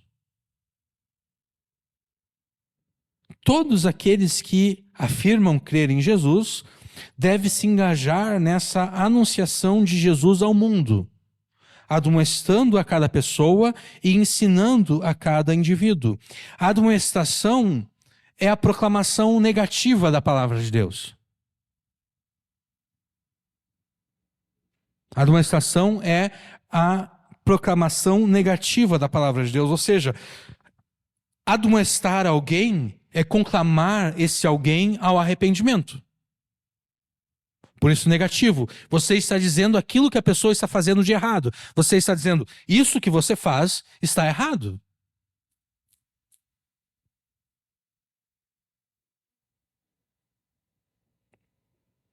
Já o ensino é a proclamação positiva da Escritura. Através da demonstração você mostra o que está errado e através do ensino você mostra aquilo que é o certo. Né? Porque não faz sentido você apontar o errado sem apontar o que é certo. Se você vai dizer para alguém, você está errado, você não pode parar ali, né? Você não pode simplesmente parar, está errado. Não, você tem que dizer, está errado e o certo é isso aqui. É impossível admoestar alguém sem ensinar este alguém. E também, do mesmo modo, é impossível ensinar sem admoestar. Para mostrar o que é o que eu falei, né? Mostra o que é errado, você deve necessariamente mostrar o que é certo. Se você mostra o que é certo, você tem que mostrar aquilo que é errado. E assim por diante. Essas duas ações, a admoestação e o ensino, elas são complementares. E elas devem ser executadas conjuntamente a cada indivíduo, a cada pessoa, né? Admoestando a todo homem, ensinando a todo homem. A admoestação e o ensino devem ser feitos conforme toda a sabedoria, né? Admoestando a todo homem, ensinando a todo homem em toda a sabedoria. Agora, a sabedoria de quem? Não a nossa sabedoria, não, a sabedoria de Deus. O que significa que tanto a forma quanto o conteúdo da nossa admoestação e ensino devem concordar com a palavra de Deus. Forma e conteúdo. Não apenas a forma e não apenas o conteúdo. A forma e o conteúdo. O que eu quero dizer com forma? A pregação é a forma que Deus determinou pela qual a sua palavra deve ser ensinada, proclamada. Não é o teatro. Teatro é uma outra forma que é usada.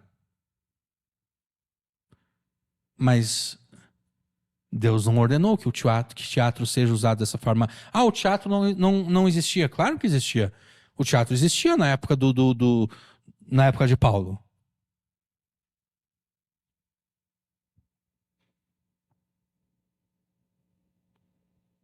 Mas o teatro não é uma forma aceitável por Deus.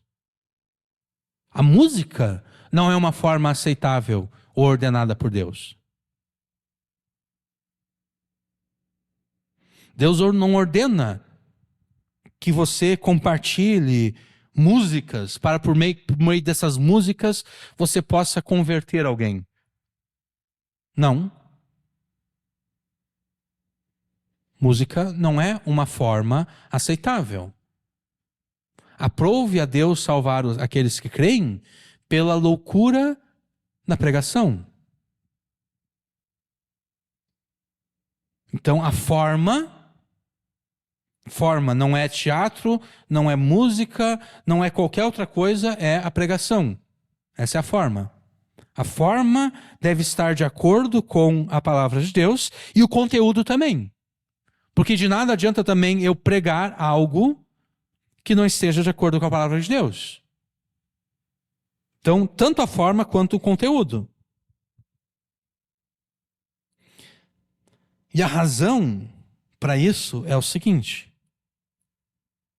Deus ordenou que Paulo e os apóstolos, e por extensão todos nós, trabalhássemos para que nós apresentemos todo o homem perfeito em Cristo Jesus.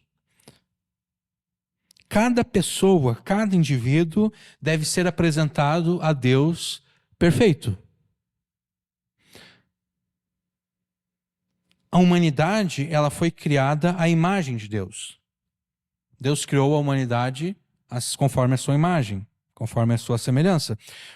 Quando Adão peca, essa imagem foi desfigurada. Não é que a humanidade perde a imagem de Deus, não. O que diferencia a humanidade do restante da criação é a imagem de Deus. O que faz de nós seres humanos é a imagem de Deus. A imagem de Deus não foi perdida com o pecado, mas ela foi desfigurada. Cristo veio a este mundo como um segundo Adão. Jesus tornou visível aos nossos olhos a imagem de Deus, segundo a qual nós fomos criados e que foi desfigurada em nós. É por isso que é comum os escritores do Novo Testamento se referirem ao propósito que Deus tem de transformar os seus filhos à imagem de Jesus. Por que Deus quer transformar os seus filhos à imagem de Jesus? Porque Deus está renovando a criação. A humanidade foi criada à imagem de Deus, essa imagem foi desfigurada pelo pecado, e agora Deus está restaurando uma nova humanidade.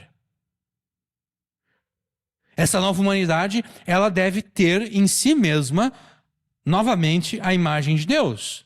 E quem é a imagem de Deus? Jesus. Por isso, então, os crentes, o propósito de Deus é transformar os crentes, os seus filhos, à imagem de Deus. Ocorre que essa transformação, ela não ocorre como num passe de mágica. Ela não ocorre num estalar de dedos. A conversão, sim. A conversão, ela ocorre instantaneamente. Aquele processo pelo qual a lei de Deus é escrita no coração da pessoa que crê em Jesus é um processo instantâneo, que ocorre sem cooperação da pessoa. Mas a transformação, ou a gente pode dizer, o processo de santificação, ele não ocorre num passe de mágica. Ele não ocorre sem causa. Deus sempre trabalha, Deus governa este mundo segundo a lei da causalidade. Segundo a lei da causa e efeito. Isso é muito comum na física. Eu tenho um objeto aqui, eu quero que esse objeto se desloque naquela direção, então o que eu faço?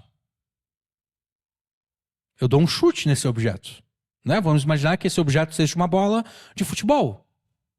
Eu dou um chute nesse objeto. Se eu não chutasse aquela bola, ela jamais se deslocaria pelo gramado. Se ninguém chutasse aquela bola, ela vai ficar parada ali para sempre. Para que ela vá até lá, para que ela se desloque e chegue até o local apropriado, vamos imaginar um gol, né? Dentro da goleira, é necessário que o jogador chute a bola. Causa e efeito, né? A causa do movimento daquela bola é o chute, e o efeito do chute é o movimento. É assim que Deus governa este mundo. Inclusive a nossa santificação, inclusive a nossa transformação à imagem de Jesus. Olha o que João escreveu aqui na sua epístola. Vejam que grande amor o Pai nos tem concedido a ponto de sermos chamados filhos de Deus, e de fato somos filhos de Deus. Por essa razão o mundo não nos conhece, porque não o conheceu. Amados, agora somos filhos de Deus, mas ainda não se manifestou o que haveremos de ser. Sabemos que quando Ele, Jesus, se manifestar, seremos semelhantes a Ele, porque haveremos de vê-lo como Ele é. E todo o que tem essa esperança nele, purifica a si mesmo. Purifica a si mesmo, assim como Ele é puro.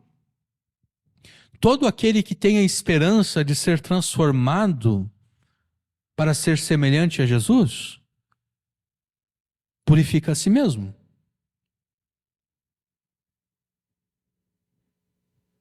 Todo aquele que tem a esperança de ser transformado segundo a imagem de Jesus, purifica a si mesmo assim como ele é puro. Ou seja, todo aquele que tem a esperança de ser uma pessoa perfeita, da forma como Paulo está descrevendo aqui, toda pessoa que tem a esperança de ser perfeito como Jesus foi perfeito, ela se esforça para ser perfeito.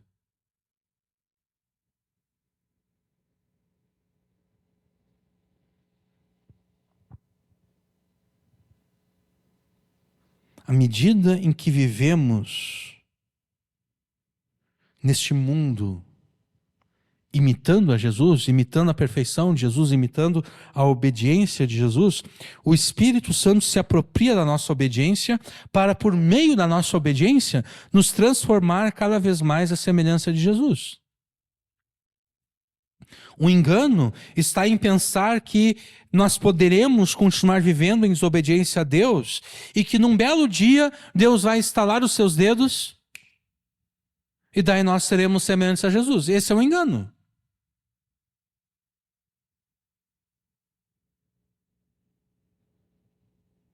O engano é pensar que eu posso ficar de braços cruzados e achar que em algum momento, afinal de contas, Deus é soberano, né? Se Deus é soberano, ele vai fazer aquilo que ele determinou. Então eu vou ficar aqui esperando que Deus faça alguma coisa. Sim, Deus é soberano. E Deus não é apenas soberano sobre o fim que ele determinou. Deus é tão soberano que ele não apenas determinou o fim, mas ele também determinou os meios pelos quais aquele fim será alcançado.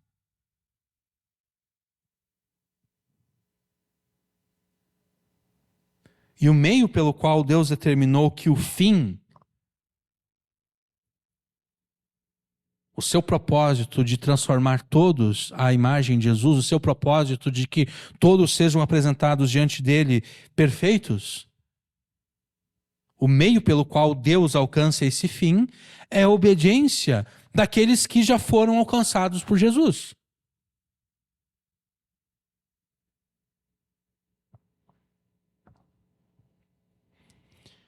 Você deve lutar para ser perfeito em Cristo.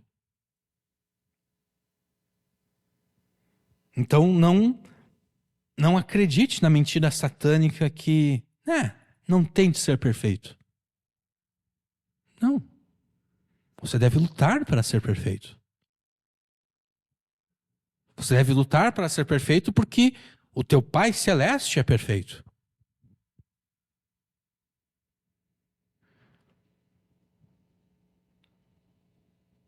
Você deve ser um perfeccionista, no sentido de colocar como alvo para a tua vida a perfeição de Jesus. E, no entanto, você deve rejeitar esse perfeccionismo humano, nosso, pecaminoso, como eu citei na introdução dessa mensagem, né? Esse perfeccionismo que, quando percebe que não vai atingir o objetivo, fica paralisado. Não, você deve seguir o exemplo que Paulo deixou aos Filipenses. Não que eu já tenha recebido isso, que já tenha obtido a perfeição, mas prossigo para conquistar aquilo para o que também fui conquistado por Jesus. Irmãos, quanto a mim não julgo havê-lo alcançado, mas uma coisa faço, esquecendo-me das coisas que ficam para trás e avançando para as que estão adiante de mim, prossigo para o alvo, para o prêmio da soberana vocação de Deus. Você está lutando para ser perfeito, mas ficou aquém da perfeição. Não fique paralisado. Deixa o passado permanecer no passado. Obviamente, isso não quer dizer que você não deva se arrepender de algum pecado, caso caso seja um pecado que você tenha cometido, né? Deixar o passado para trás não é, eu não vou me arrepender. Não, se arrependa, mas depois que arrependeu, depois que confessou, depois que consertou aquilo que fez de errado, não fica remoendo e, que coisa. Não. Esquece. O leite foi derramado, o que tu pode fazer? Não vai ficar chorando o leite derramado. Limpa a bagunça que ocorreu, limpa o leite, né, derramado, e continua prosseguindo em direção à perfeição. Esforce-se para, através da Escritura e do poder do Espírito Santo, ser cada vez mais aperfeiçoado até que você seja perfeito e completo em Jesus. E enquanto você está lutando para ser perfeito, também lute para aperfeiçoar as demais pessoas. Não é que você deve primeiro chegar à perfeição para então tentar alcançar isso, porque se fosse isso, o evangelho não teria avançado até nós, né? Não teria chegado até nós. Porque até agora o primeiro crente estaria ainda lutando para ser perfeito e não teria alcançado ainda a perfeição e ele não teria pregado o evangelho a outras pessoas. Não, você deve lutar para ser perfeito e enquanto luta para ser perfeito, você olha ao redor e percebe as pessoas que estão ao teu redor de você e que também devem ser aperfeiçoadas. E enquanto você está lutando, você ajuda elas.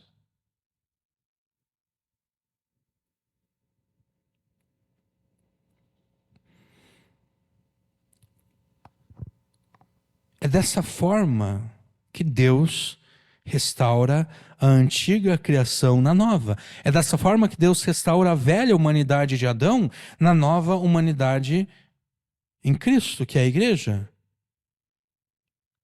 E o objetivo de Deus aqui, como eu já falei antes, não é que meros indivíduos sejam participantes dessa nova humanidade. O objetivo de Deus é que nações inteiras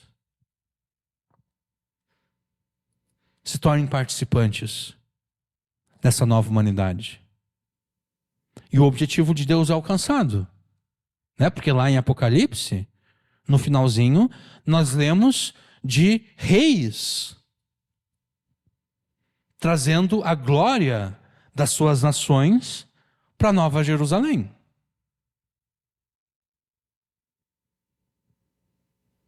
Reis, governadores, né? Esses reis, eles ouviram a admoestação do Salmo 2. Não, o Salmo 2 diz, olha, juízes, reis da terra, se voltem para o filho, beijem o filho, porque logo vai se acender a sua ira. Estes reis lá de Apocalipse, eles ouviram a admoestação do Salmo 2 e eles se arrependeram. E as nações deles foram transformadas. por Jesus, de modo que na Nova Jerusalém, a glória dessas nações será exibida. Na Nova Jerusalém, a glória dessas nações que foram transformadas por Jesus será exibida.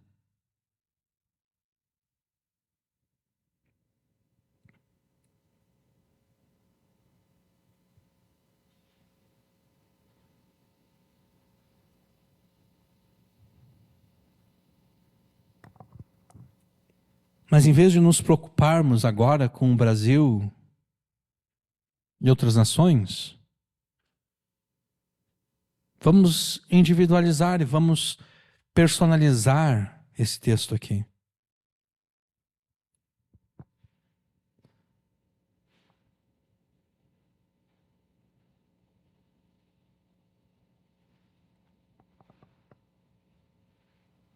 Você deve se apropriar das riquezas do poder de Deus. Você deve ser como Paulo aqui no versículo 29.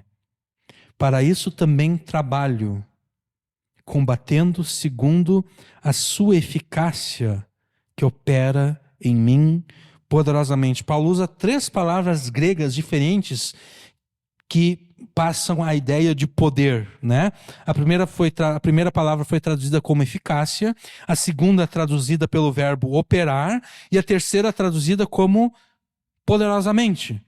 Então Paulo aqui no versículo 29, ele está pensando nesse poder de Deus. E o poder de Deus é tão poderoso que Paulo usa 3 palavras diferentes para descrever o poder de Deus. Para isso também trabalho, combatendo segundo a sua eficácia que opera em mim poderosamente. Você deve se apropriar desse poder de Deus. Agora, como é que você se apropria desse poder de Deus? Certamente através da Escritura, conforme nós aplicamos antes, certamente através da oração,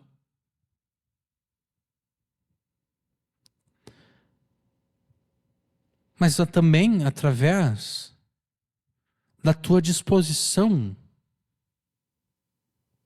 em se apresentar a Deus. Saúde.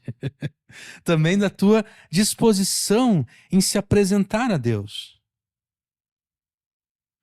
Porque como o poder de Deus poderia se manifestar em você para transformar a tua vida, de modo que você seja esse indivíduo perfeito aqui, como é que o poder de Deus vai se manifestar em você para transformar a tua família, a vida dos teus amigos e assim por diante?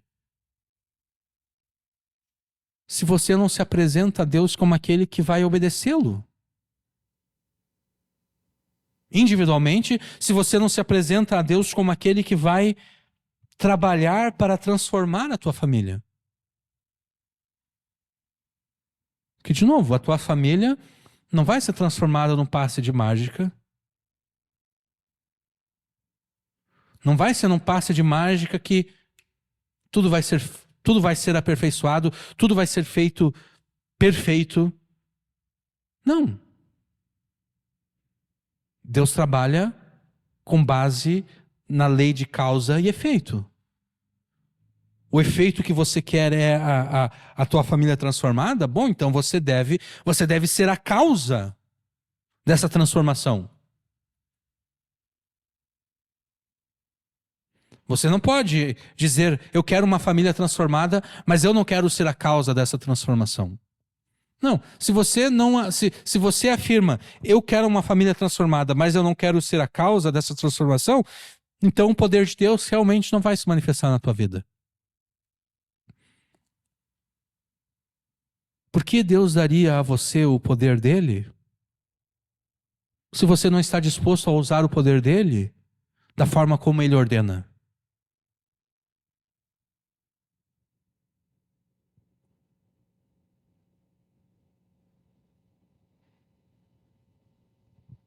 Você se apropria do poder de Deus, das riquezas da graça e do poder de Deus, especialmente, através da Escritura, através da oração, mas também através da simples obediência.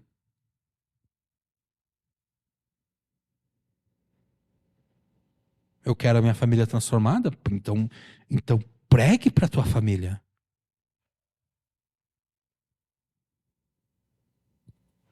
Ah, mas se eu pregar, vai dar mais... Já tem confusão, já tem briga, já tem discussão. Se eu pregar, vai dar mais discussão, vai dar mais briga. Pois é, às vezes as coisas antes de melhorarem, elas têm que piorar bastante. Na maioria das vezes, as coisas antes delas melhorarem, elas devem piorar bastante. Porque qual é a alternativa também, né? Se você pensa o seguinte, não, eu não vou pregar porque já tem briga, discussão, se eu pregar vai dar mais briga, mais discussão, você está confessando que você tem esperança de que alguma outra coisa, além de Jesus, vai resolver o problema da tua família. É isso que você está pensando, né? Não, Jesus até resolve, mas nesse processo de resolver, Jesus causa problemas e discussões. Jesus coloca pai contra filho, filha contra mãe, nora contra sogra, e eu não quero isso, eu quero união. Então você está trabalhando com a ideia de que existe alguém além de Jesus que poderia resolver o problema da sua família. Bom, e se esse é o caso, se é assim que você está pensando, você realmente deveria avaliar a fé que você afirma ter em Jesus. Né? Você deveria avaliar, bom, eu vou deixar de me preocupar um pouquinho com a minha família, eu vou começar a me preocupar com a minha própria fé. Porque Jesus se apresenta como a única solução. Não há outra solução além de Jesus. Então, aproprie-se das riquezas da graça, mas também das riquezas do poder de Deus. O mundo, a cultura ao nosso redor quer que você seja autêntico. Mas a cultura ao nosso redor quer que você seja um autêntico pecador. A cultura ao nosso redor não quer que você seja um autêntico filho de Deus. A cultura ao nosso redor não quer que você seja um autêntico discípulo de Jesus. Você deve sim, ser autêntico, mas a tua fidelidade não é a quem você é. A tua fidelidade é a quem Jesus é. De modo que para você ser autêntico não é fazer ou cometer aqueles pecados que ainda te seduzem. Não, para você ser autêntico, se você for transformado realmente por Jesus, para você ser autêntico é obedecer a Deus da mesma forma que Jesus obedeceu a Deus. Cristo em você é a esperança da tua vida transformada, é a esperança da tua família transformada, dos teus amigos, vizinhos, inclusive da tua cidade e da tua nação. Então, aproprie-se das riquezas da graça e do poder de Deus, através da Escritura, oração e obediência a Deus, apresentando-se como Isaías. Deus pergunta, a quem enviarei? E Isaías diz, eis-me aqui. Apresente-se a Deus como aquele que vai ser a causa da transformação da tua família e da vida dos teus amigos e vizinhos, assim por diante. E então, lute para ser perfeito em Jesus e para, por meio dele, aperfeiçoar a todos. Use as riquezas da graça e do poder de Deus nessa luta para aperfeiçoar a si próprio e também as demais pessoas que estão ao teu redor. Amém.